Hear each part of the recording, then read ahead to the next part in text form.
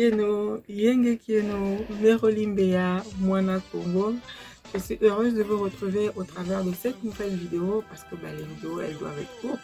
Je pouvais bien synthétiser tout ça, mais ça devait faire trop long. Donc, je segmente.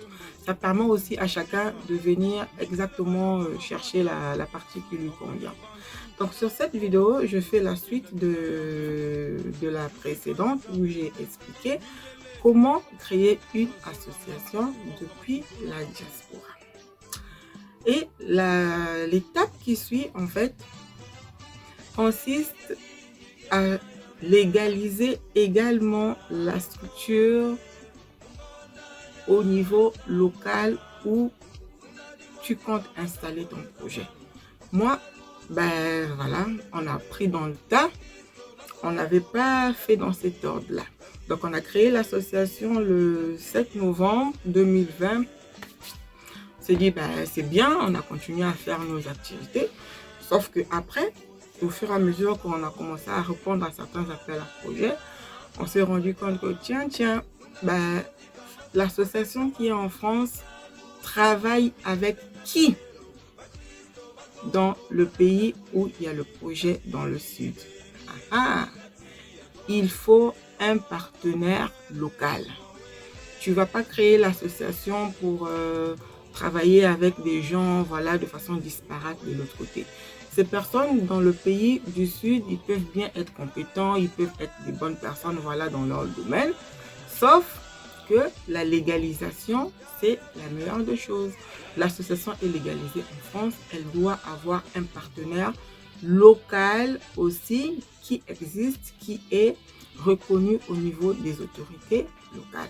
Parce que des projets associatifs, des projets caritatifs sont des projets qui entrent dans les plans de développement des pays. Donc, ça veut dire que ces structures, plutôt les associations, vont aller en appui sur les projets que porte déjà le pays le pays dans le sud.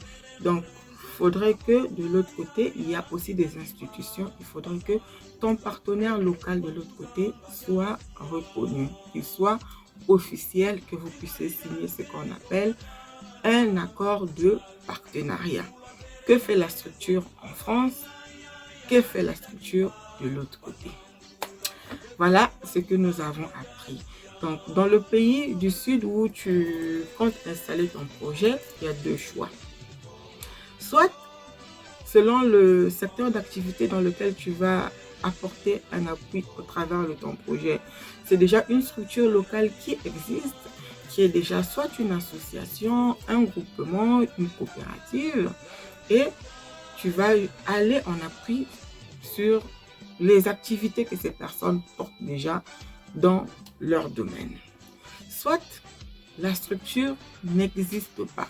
Tu portes un projet dans une localité sur lequel tu es pionnier, où il n'y a pas encore quelqu'un, des gens qui font des choses dans ton secteur d'activité.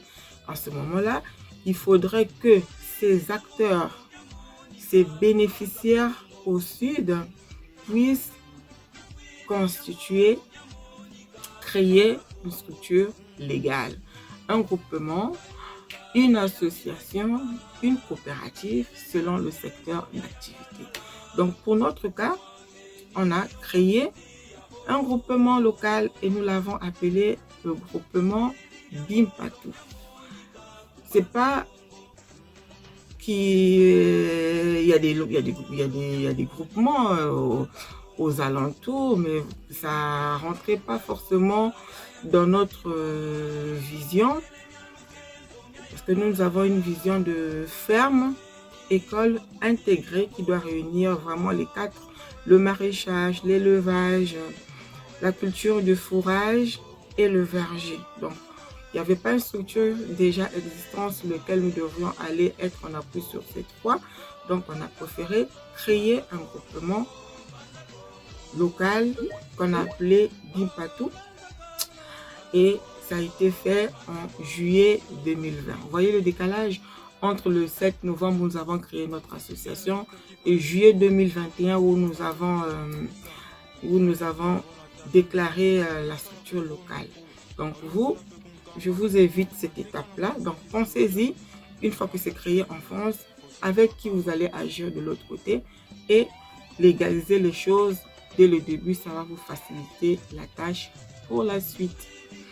Et comment créer une structure de l'autre côté, comment contacter une structure dans le pays du Sud, comment faire. Là, je ne peux pas trop donner de pistes parce que ça dépend de chaque pays, ça dépend du pays sur lequel tu vas aller t'installer, ça dépend de plein de choses. Donc là, je vais vous laisser aller chercher un peu.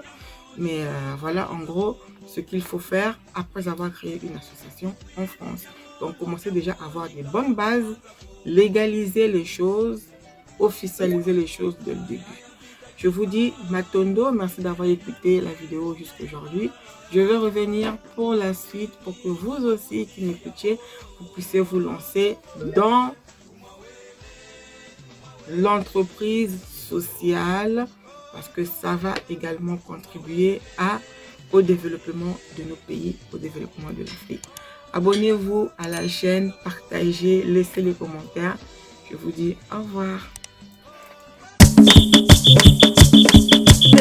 Mapumbu, wisa wasala, mwana kuwa